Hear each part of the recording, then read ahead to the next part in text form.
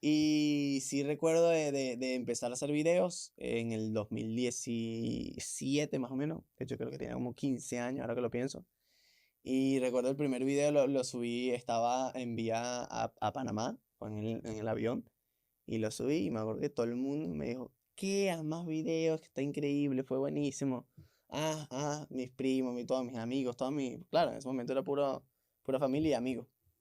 Tuvo que si 200 likes, 100 likes. Claro, pues mira, ¿qué? ¿Qué? 100 likes. Bueno, está bien, vamos a seguir.